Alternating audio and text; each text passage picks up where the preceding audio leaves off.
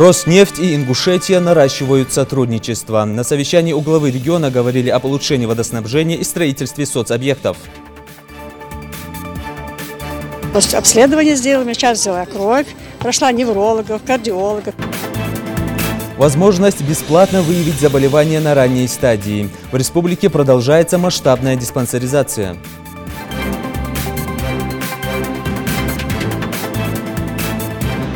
Экзамен по национальному исследованию качества образования длится 90 минут. В течение этого времени учащиеся должны решить 7 заданий с развернутым ответом. В гимназии Марем сдавали экзамен по литературе в рамках национального исследования качества образования.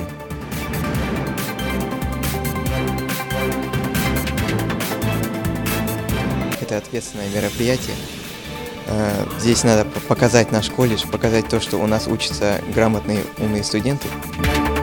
Битва умов. Студенты республиканских СУЗов состязались в интеллектуальной игре.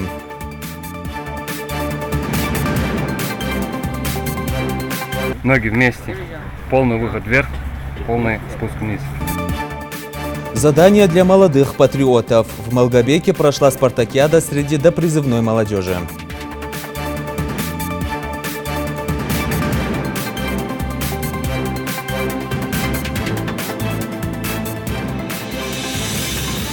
На канале Ингушетия новости 24. Добрый вечер. Роснефть продолжит реализацию в Ингушетии второй очереди проекта по улучшению системы водоснабжения, а также строительство спорткомплекса с бассейном в Малгобеке. Об этом говорилось на совещании в Магасе под председательством Юнусбека Евкурова.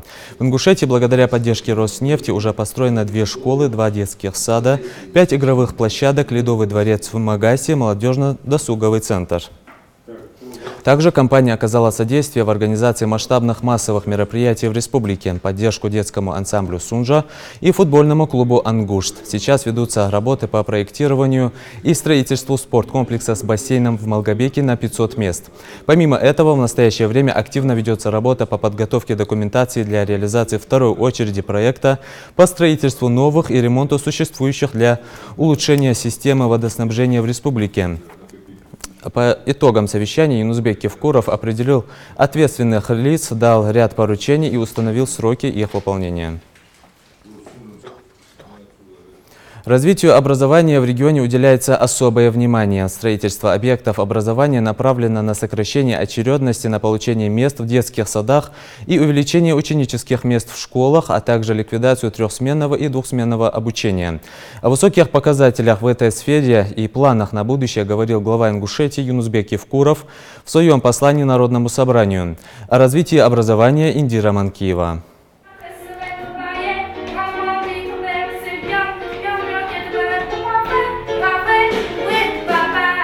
Французский язык. Изучают его здесь через песни, танцы и фольклор. Для этого в школе и создан специальный кружок. Сейчас девочки готовятся к очередному конкурсу, в котором они могут продемонстрировать свои знания.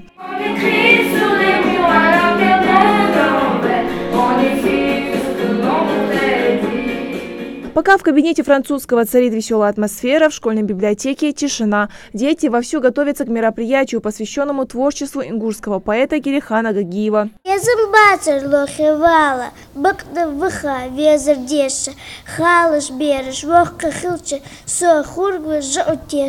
Пока одни сражаются в битве умов, белая фигура, затем черная, пешка, король, шах и мат, выигрывает сильнейший. В это же время в кабинете физики знакомятся с законами Вселенной и выдающимися космонавтами. Первым полетел майор Гагарин, парень скромный, открыть эпоху он смелый. Интеллектуальная работа в школе на должном уровне. Об этом говорят и дополнительные уроки, которые проводятся с одаренными детьми в неурочное время. На базе нашей школы открыт математический кружок, где участвуют учащиеся 6 классов. Здесь мы работаем с одаренными детьми. Учащиеся данного кружка вчера, в частности, участвовали в математической конференции, где представили проект. И данные учащиеся получили 2-е место в районе. Топор, молоток, пила, зубило, дерево и несмолкающий шум – все это в мастерской, где проходит урок труда. Здесь мальчики занимаются чисто мужским делом. Мастерят из дерева столы и стулья. Мастерская по сравнению с другими. Нам повезло с учителем, с Ахмедом Исламовичем. Вот. много интересных вещей делаем. Школьники довольны тем, как проходят уроки труда и тем, чему их здесь учат.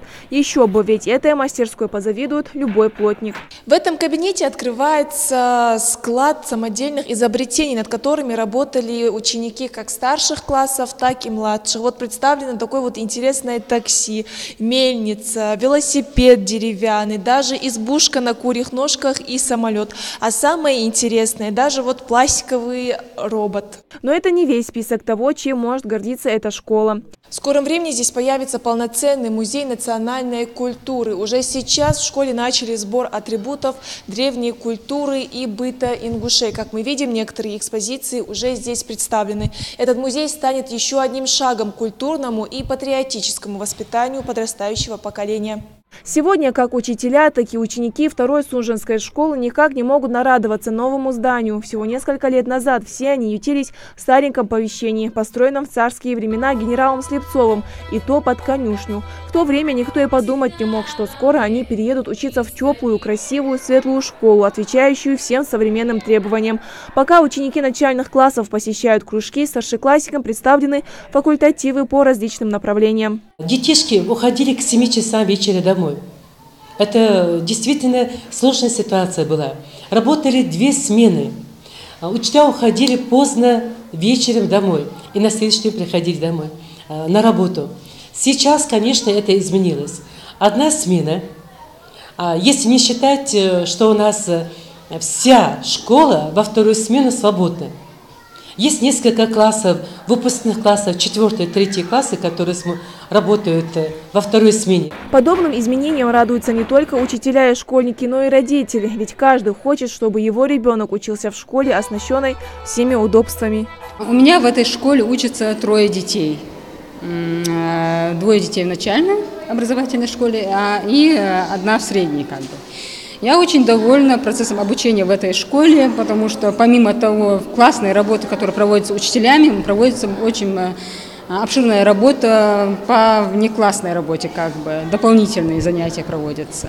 После школы, вуз или СУЗ выпускникам Сунжи далеко идти не придется, да и с выбором тоже мучиться не нужно. Совсем рядом функционирует новый пожароспасательный колледж. История его схожа со школьной. Точно так же раньше студенты учились в старом ветхом здании, без всяких условий для проведения теоретических и практических занятий. Кабинет предназначен для обучения наших студентов вождению автоцистерны, пожарного автомобиля и легкового автомобиля категории «Б». Это КамАЗ-мастер, предназначен для обучения наших студентов контраварийному вождению в населенных пунктах, также выезда по тревоге. Это манекен-тренажер Александр, предназначен для оказания первой медицинской помощи утопающим. Следующий идет водолазный баллон, предназначен для погружения на определенную глубину.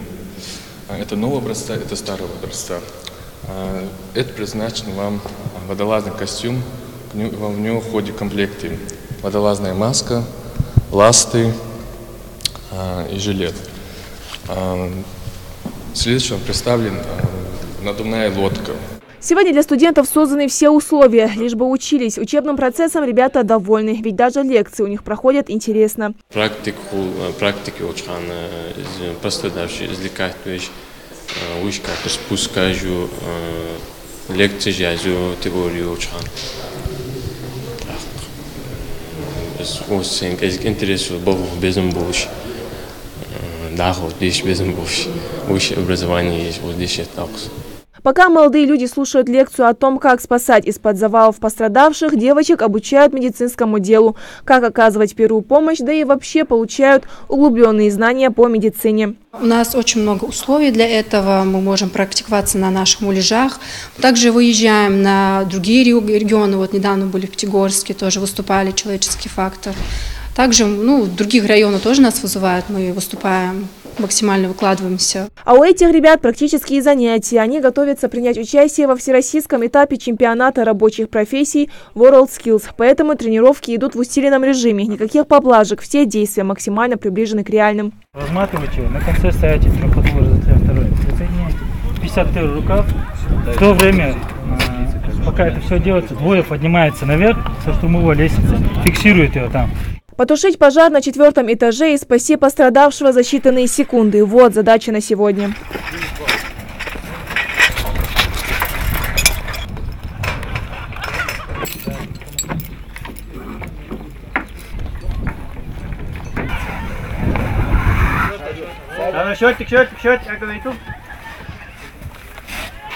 Как считают сами студенты, к соревнованиям они готовы. И все это благодаря тренажерам и опытным преподавателям. На практике значительно больше дает знания, так как мы в процессе практики обучаем намного больше, чем теоретическим занятиям. Новое здание для пожароспасательного колледжа построено всего год назад. За этот период студенты успели повысить свои навыки и заявить о себе на более масштабных соревнованиях. Отделения, такие как пожарная безопасность, защита в ЧС, правоохранительная деятельность, следственское дело и преподаватели начальных классов. Сейчас, как потеплело, мы больше стараемся значение придавать практике. Ну и раньше тоже практике. Раньше у нас не было таких условий, как сейчас. Сейчас у нас есть прекрасные лаборатории, где мы можем обучать практическим знаниям. И наши студенты уже приобретают навыки своей специальности. Те достижения колледжа отметил в своем послании Народному собранию и глава Ингушетии Инузбек Кивкуров. В апреле 2017 года состоялось торжественное открытие нового здания пожарно-спасательного колледжа. Кстати, должен сказать, что это один из лучших проектов такого профиля в округе. Одним из приоритетных направлений в своем послании глава обозначил образование. За последние годы в регионе открыто множество образовательных учреждений. Теперь перед Республиканским министерством образования поставлены новые задачи, над решением которых им необходимо будет работать в течение 2018 года. То, что глава очень много внимания уделил в своем послании системе образования, это не случайно. Под воспитание нашего подрастающего поколения это всегда было и остается приоритетным направлением. К примеру, если говорить о развитии системы образования, то в прошлом году за счет реконструкции старых и строительства новых объектов мы построили 20 школ. В 2018 году мы закладываем 18 объектов в сфере образования. Это 8 школ и 10 детских садов. Я считаю, что республика в этом направлении развивается очень стремительно. И в своем послании глава поставил ряд конкретных, я бы сказал, очень важных глобальных задач на этот год. И заверяю вас, что все эти задачи будут исполнены. Одной из главных задач в сфере общего образования на ближайшие годы остается ликвидация двухсменки в школах и переход в одну смену. Так, в 2017 году в регионе завершено строительство 7 дошкольных и 9 общеобразовательных учреждений. Индира Малкиева, Рамзан Миржоев, Новости 24. В Народном собрании Ингушетии прошло 76-е очередное заседание. Депутаты внесли в повестку дня 18 законодательных инициатив. Главной темой заседания стало создание специальной комиссии для реализации предложений и устранения замечаний, озвученных в послании главы республики Народному собранию. Рабочую группу возглавит председатель комитета по национальной политике и связям с общественностью Василий Светличный. Собрать из всех депутатов предложения и создать определенный документ, который послужит для нас в течение практически года, послужит для нас, ну, в общем, скажем так, путеводной звездой. Это будет четко определенная цель и задача. Вот этот момент для нас крайне важен. Поэтому сегодня были советом принят вот это решение по созданию комиссии, и комиссия начнет работу. В Ингушетии активную работу по диспансеризации населения продолжает сводный медицинский отряд Федерального медико-биологического агентства. Ведущие специалисты страны в эти дни выявляют заболевания у жителей Сунжинского района. Напомню, в составе отряда врачи разных специальностей. Помимо профосмотра у населения есть возможность сдать анализы в экспресс-лабораторию и пройти ультразвуковую диагностику. Подробности в сюжете. Столько пациентов за раз Сужинская больница, пожалуй, никогда не принимала. Желающих оказалось настолько много, что очередь расположилась даже на улице. Здесь и взрослые, и дети. На прием в Сужинском районе у медиков выделено 4 дня. Но уже в первый день врачи приняли свыше 400 человек. Одна из них – Мария Хамхоева. Для нее диспансеризация – это отличный повод проверить состояние здоровья. Сегодня я в 7 часов пришла. Полностью обследование сделала, сейчас взяла кровь, прошла неврологов, кардиологов, всех прошла. Вроде бы ничего такого мне не сказали. Очень довольна, рада. обеспечение сильнейшее, условия хорошие. В составе бригады 60 врачей самых разных специальностей, начиная с терапевтов, заканчивая онкологами. Учитывая высокий уровень заболеваемости рака в регионе, основной акцент врачи делают на выявление онкобольных. Я приехала насчет своей болезни онкологу. Я хочу сказать большое спасибо всем врачам. По словам главврача Сужинской больницы, многие хронические заболевания на ранних стадиях протекают бессимптомно. Поэтому важно раз в год проходить диспансеризацию даже тем, кто не жалуется на состояние здоровья. Как мы знаем, любое заболевание, выявленное на ранних стадиях, оно практически излечимо в 99% случаев. Сегодня с утра, вот вы видите, народу много, специалисты все приехали, по местам работают, активно очень. У них вместе с собой они привезли модули передвижные, это рентген, маммография, лаборатория общеклиническая и УЗИ-аппараты. Получить консультацию узких специалистов, не выезжая за пределы республики. Такая форма помощи нашла положительные отклики у жителей региона.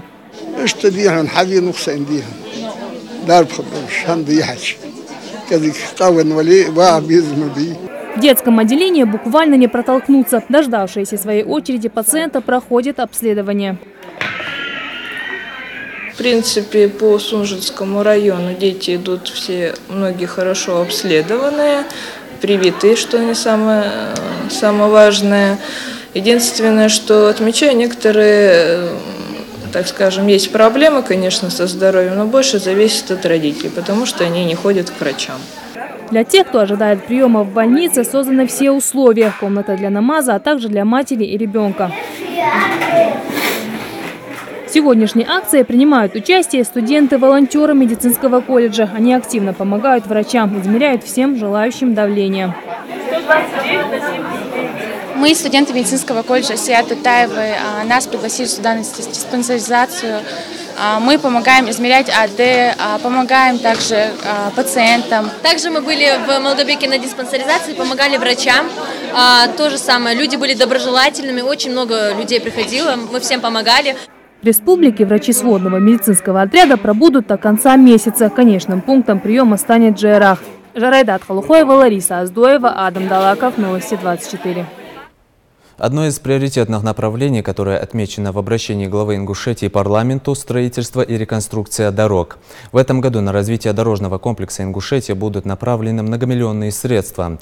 Уже проведены работы по строительству и ремонту участков автодорог протяженностью 63 километра. Ведется работа, направленная на согласование с ответственными органами строительства нового железнодорожного вокзала в городе Сунжа и придание статуса международного аэропорту Магаз. Наряду с развитием транспортной системы необходимо решать задачи по обеспечению безопасности движения и пропускной способности. В текущем году предусмотрен объем финансирования в размере 644 миллионов рублей. Средства будут направлены на реконструкцию и капитальный ремонт существующих дорог. При этом предусмотрен ввод участков автодорог протяженностью более 24 километров. Штрафы на сумму более 1 миллиона рублей. Таков итог работы с нарушителями сотрудников Россельхознадзора. В ведомстве сегодня подвели итоги прошедшего года. 17-й оказался для них непростым. Но на достигнутом сотрудники ведомства останавливаться не намерены. Репортаж Светланы Томовой.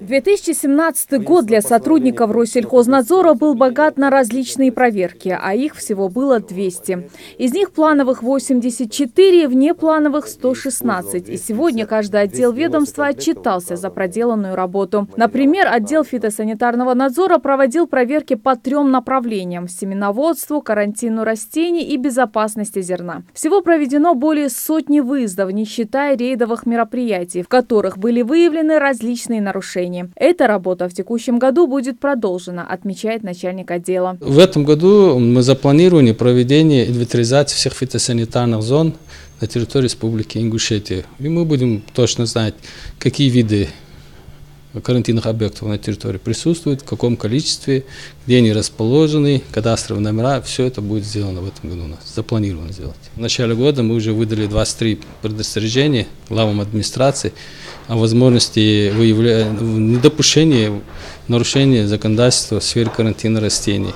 Отделом ветеринарного надзора также проделана большая работа. Около 140 проверок, среди которых выявлено более 70 нарушений. На административной границе республики досмотрели свыше 1300 единиц автотранспорта. Из них с подконтрольной продукцией около 500. По всем выявленным нарушениям составлены протоколы. Мера в этом направлении в текущем году будет более ужесточенной, отмечает начальник ветеринарного отдела. В этом году у нас запланированы проверки в рамках ежегодного плана. Также нами будут проводиться и другие надзорные мероприятия, с учетом рискоориентированного подхода. Это нововведение сейчас.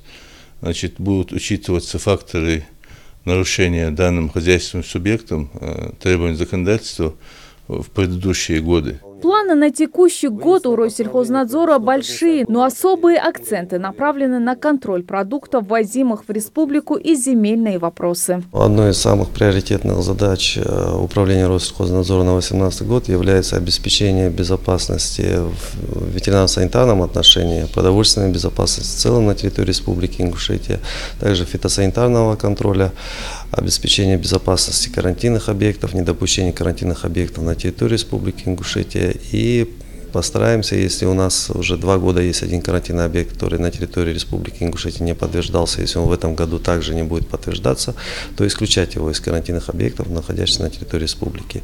По словам Джамалейли Баркинхоева, всего за прошлый год работники ведомства наложили на нарушителей штрафы на сумму более 1 миллиона рублей. В этом же году проверки, проводимые совместно с прокуратурой и Роспотребнадзором, будут продолжены. Светлана Томова, Хаваш Гойгов, Новости 24. Рособорнадзор призвал школьников при подготовке к выпускным экзаменам пользоваться только официальными источниками. В ведомстве подчеркнули, что тренировочные ресурсы и пособия авторов, не имеющие отношения к Рособорнадзору и Федеральному институту педагогических измерений, не гарантируют наличие в них достоверной информации о том, какие задания могут встретиться выпускникам на ЕГЭ. Так, ознакомиться с порядком проведения ЕГЭ, расписанием, сроками выдачи результатов, найти ответы на часто задаваемые вопросы можно на сайте Рособорнадзора и официальном информационном портале ЕГЭ. Сразу в нескольких образовательных учреждениях Ингушетии стартовало национальное исследование качества образования по литературе. Оно проводится во всех, без исключения, регионах России. К примеру, сегодня проверку знаний в нашем регионе организовали в 4 общеобразовательных учреждениях среди учащихся 6 классов. В гимназии Марем в Магасе побывал Микаил Тангиев.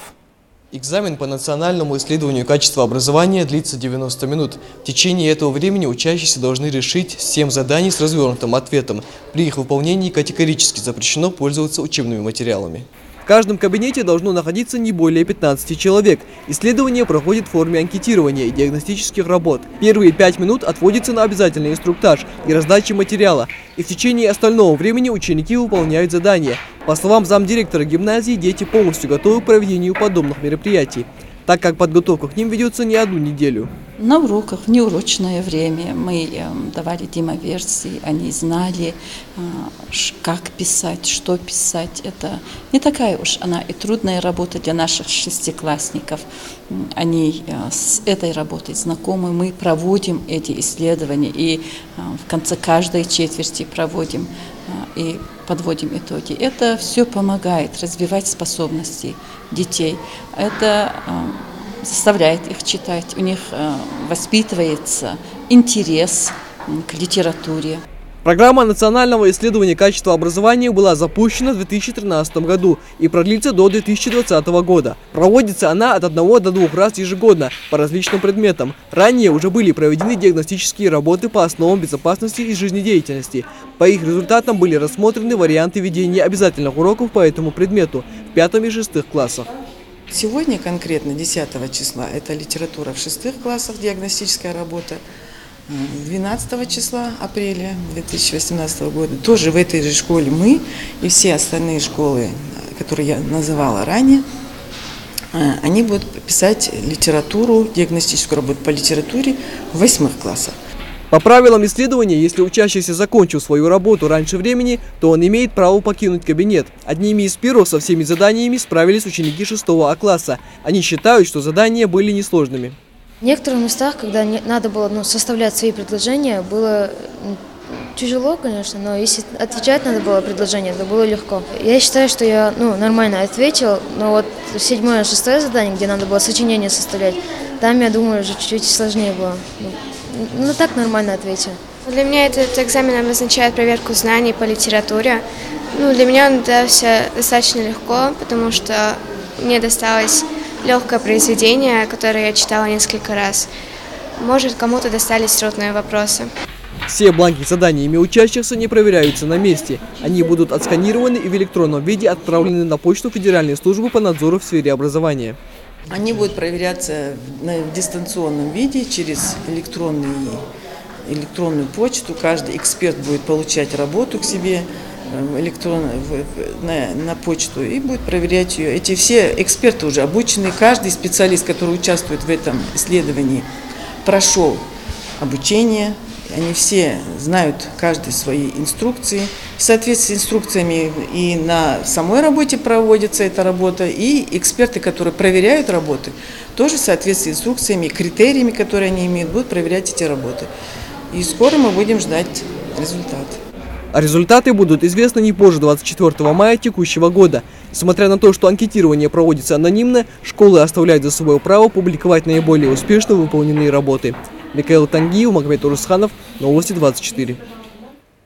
Сейчас смотрите короткую рекламу, а вот что вы увидите во второй части выпуска.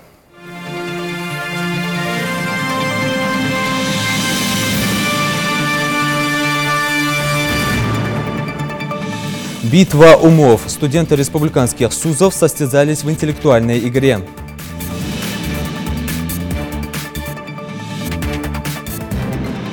Задание для молодых патриотов. В Малгобеке прошла спартакиада среди допризывной молодежи.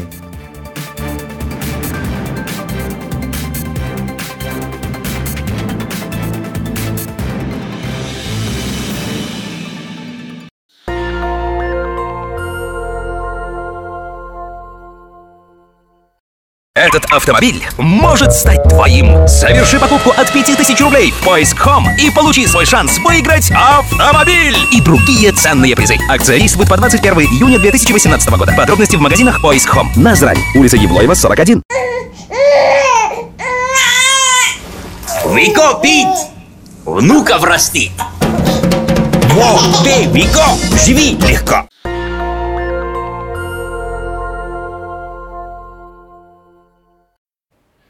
Продолжаем выпуск. Мозговой штурм или битва умов. В интеллектуальной игре с таким названием попробовать свои знания решили студенты СУЗов республики. Умственные баталии состояли из нескольких этапов, каждый из которых помогает участникам не только проявить себя как командных игроков, но и расширить кругозор знаний в области истории, литературы, математики, правил дорожного движения и многом другом. Репортаж Мадины Пугоевой.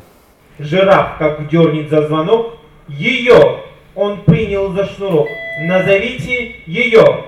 Битва умов или как проверить свою эрудицию. Участники интеллектуального состязания борются за право называться лучшими. Игра проходит в 2 этапа. Первым командам задают по 10 вопросов. Те, кто сумеет набрать наибольшее количество баллов, выходят в финал. 7 команд от учреждений среднего профессионального образования, 35 участников, члены жюри и даже болельщики замирают в ожидании правильного ответа.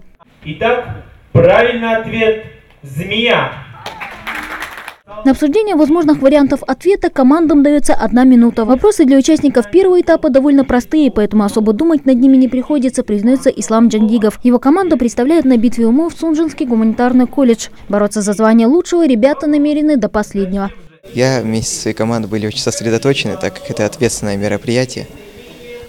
Здесь надо показать наш колледж, показать то, что у нас учатся грамотные, умные студенты. И поэтому у нас было чувство ответственности, так как мы представляем именно свой колледж гуманитарный. Мы не хотели никого подводить, не подводить учительницу, которая нас сопровождает, не директора колледжа. Поэтому мы были полностью сосредоточены и, возможно, даже прошли на следующий тур. Развить логическое мышление, почувствовать соревновательный дух и просто отвлечься от учебы. Желающих попробовать себя в роли знатоков оказалось немало. Однако по итогам отборочных туров в республиканский этап битвы умов вышли только те, кто сумел доказать, что они лучшие в своем СУЗе. Ну а те, кому не повезло, пришли на игру в качестве болельщиков. Конечно же, в первую очередь всем важно участие для того, чтобы понять, на что способен каждый человек, сможет ли он в дальнейшем такие игры. И если он даже не сможет победить, это будет для него большим стимулом в следующий раз выиграть это мероприятие, игру. Организатором этой интеллектуальной игры стал Совет студенческих объединений, созданный на базе Ингушского государственного университета. В него вошли 8 образовательных учреждений республики и почти полсотни активистов, которые буквально возродили традицию проведения познавательных и интересных мероприятий среди студентов. Между образовательными учреждениями давно не проводились подобные игры, и совет, который был создан между образовательными учреждениями, куда вошли вся активная молодежь республики, они собираются первый, третий понедельник, обсуждают наиболее актуальные вопросы, и там они, участники этого совещания, изъявили желание проведения вот таких игр. В последующем у нас намечается по плану работы это республиканский КВН между образовательными учреждениями. По итогам финальной битвы умов определятся сразу несколько победителей. Каждый из них будет награжден кубком, благодарственным письмом и грамотами. Мадина Пугоева, Адам Далаков, Новости 24. Комитет по туризму презентовал новый пешеходный экологический маршрут к Экачарынскому водопаду в Васинском ущелье республики. Высота его составляет 37 метров, а ширина 7. Активное продвижение туристских возможностей региона способствует удовлетворению растущего спроса на экотуры и активный отдых. Напомню, что Ингушетия стала самым экологически чистым для туризма регионом России. Исследования, посвященные привлекательности регионов страны, их туристическому потенциалу и популярности среди отечественных и иностранных туристов, провел Центр информационных коммуникаций «Рейтинг» совместно с журналом «Отдых в России». Согласно исследованию, республика оказалась на первом месте по критерию «Экологическое здоровье региона». Ингушские спортсмены приняли участие в соревнованиях по комплексному единоборству среди допризывной молодежи на Кубок ДОСААФ. Турнир прошел в Москве при участии около 100 файтеров со всей страны. Выступления наших ребят оказались более чем успешными. Какие места им удалось занять, расскажет наш корреспондент. С победой вернулись из Москвы наши спортсмены, которые приняли участие в соревнованиях на Кубок ДОСААФ по комплексному единоборству. Магомед Байсага, выступавший в тяжелом весе выше 85 килограмм, сразился в 3 поединках. Боец признается, самым сложным из них стал финальный бой, в котором он вырвал победу, опередив соперника на 1 балл. По словам Магомеда, эти соревнования оказались для него самыми сложными, хотя за его плечами немало турниров, в которых он неоднократно занимал первые места. Участвовал в чемпионате СКФО и на всероссийских турнирах по боевому самбо и КАЕ. Несколько раз победил чемпионат СКФО по боевому самбо и мастерский турнир по боевому самбо выиграл. Еще одним победителем стал Магомед Албаков из спортивного клуба «Аллан», выступавший на соревнованиях весовой категории до 70 килограмм. С 4 лет он начал заниматься кикбоксингом. Это уже 8-я победа по счету у Магомеда. Но несмотря на все, эти поединки ему дались легко. Первый бой Раскачинцахаур, второй бой Нохчичинцани, третий бой тоже Раскачинцахаур. Игорь Халабой. В финале Ерер. Опытный боец Варватар, мастер спорта Улуш. Сопровождал ребят тренер по боевому самбо из спортивного клуба «Аллан» Зураб Кадзоев. Он занимался подготовкой Магомеда Албакова к прошедшему соревнованию. Победа ребят при таком наличии сильных соперников бесспорно вызывает огромное уважение, признается наставник. Безусловно, наши ребята показали свою подготовку, свой настрой, боевой дух. Результат говорит сам за себя. Ребята в своих весовых категориях стали первыми. Несмотря на травмы, которые они получили, несмотря на разногласия судей, тем не менее, мы стали первыми. Комплексное единоборство – одна из давних дисциплин, существующих в республике наряду с боксом. В 2008 и 2011 годах многие ингушские спортсмены занимали призовые места на чемпионатах СКФО по этому виду спорта. КАЕ имеет свои особенности, дисциплина. Там 2 версии. До финала проводится прикладная версия, когда боец демонстрирует в первом раунде навыки рукопашного боя, по правилам кикбоксинга, фулл контакт. Затем после минутного перерыва, следующие 3 минуты он показывает навыки вольной борьбы, боевого самбо. Поэтому тут практически весь потенциал, все возможности бойца раскрываются на все 100%. А потом уже в финале действует полноконтактная версия, когда боец имеет возможность отрабатывать и борцовские навыки, и ударную технику. По словам президента Ассоциации единоборств Республики Апти Яндиева, в ближайших планах, а именно осенью, планируется провести в Ингушетии Кубок Министерства юстиции России по комплексному единоборству. Ната Евлоева, Дана Плиева, Рахман Цуров, Новости 24. В городе воинской славы Малгобеке прошла спартакиада среди допризывной молодежи, организованная Центром военно-патриотического воспитания и подготовки молодежи к военной службе «Молодой патриот». В районном этапе соревнования приняли участие 10 команд в 4 дисциплинах. Подробности в материале Тамерлана Хамхоева. Разборки, автомат, приступить. Если вчера на спартакиаде город воинской славы представляли всего 4 команды, то сегодня от Малгобекского района выступают в 2,5 раза больше. Разборка, сборка автомата Калашникова, на первый взгляд отработанная месяцами тренировок процедура. Но тут нужно не только сделать все как можно быстрее, но и не допустить ошибок.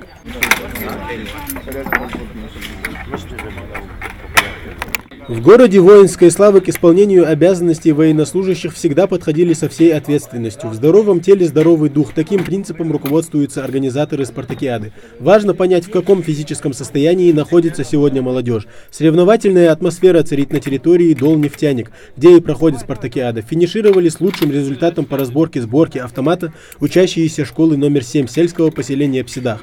Впрочем, некоторые из ребят, которые вышли в тройку лидеров, уверены, что могли показать результат получше. На данный момент соревнуюсь 25 секунд хайрох. Игорь дикая результат места бадраж, но это дикая 25 секунд хая. Команда ехала даха 4 метр яхрох. Общей командной зачете. Тем временем на другой стороне пришла пора подтягиваться. Одно из самых элементарных и в то же время энергозатратных упражнений – подтягивание на перекладине. Здесь также нужно правильно соблюдать технику выполнения, о чем не забывает напомнить судья. Ноги вместе, полный выход вверх, полный спуск вниз. Понял? На снаряд. У кого-то получается сделать 25 подтягиваний, другие останавливаются на 15. В любом случае, каждый выкладывается по максимуму. Здоровая конкуренция – вот что важнее всего.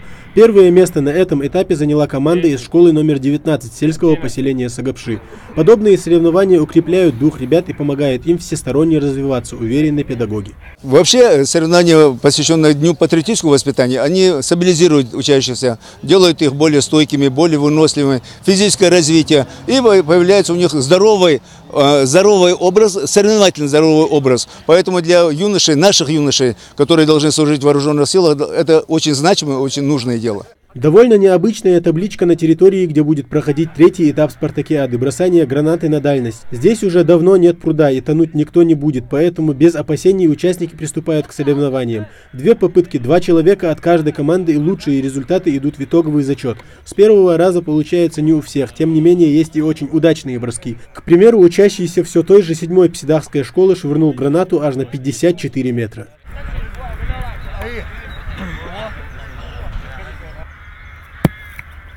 Организаторы надеются, что и в следующий раз на спартакиаду придет очень много людей. Сегодня атмосфера по-настоящему спортивная. Нашими основными задачами является физическое и духовно-нравственное воспитание молодежи, популяризация воинской службы у молодежи до призывного возраста. Последний этап – бег на 100 метров. Остались самые выносливые. За финальной частью соревнований пришли понаблюдать даже самые проворные обитатели Малгобекского парка. Старт дан и забеги начинаются. По 2 человека на каждую попытку. Лучший результат в командном зачете показал Зелимхан Миржоев, ученик 19-й школы сельского поселения Сагапши. 100 метровка, первая тройка ехать, да, хол такой. Разборка, диктатор, алхамдуллах. Учитесь подвести, да, показать, да, сказал Андали. Ну и, наконец, подведение итогов. Первое общекомандное место за школьниками из Псидаха. Второе взяла команда 12-й школы сельского поселения Инарки. Ну и третье за 30-й школой сельского поселения Сагапши. Позитивные воспоминания после этих соревнований ребятам еще долго не забудутся. Тамерлан Хамхоев, Рахман Цуров, Новости 24. Национальным танцем и громкими поздравлениями встретили на родине сборную республики по перетягиванию каната. Чемпионат России по этому виду спорта проходил в Санкт-Петербурге.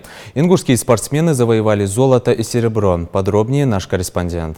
Сборная Ингушетии по перетягиванию каната вернулась домой с победой. Атлетов встретили с почестями и поздравлениями. Сотрудники Минспорта устроили традиционный праздничный лоузер в честь наших победоносных спортсменов. Золото в общем весе 720 килограммов среди мужчин и серебро в весовой категории до 1000 килограммов.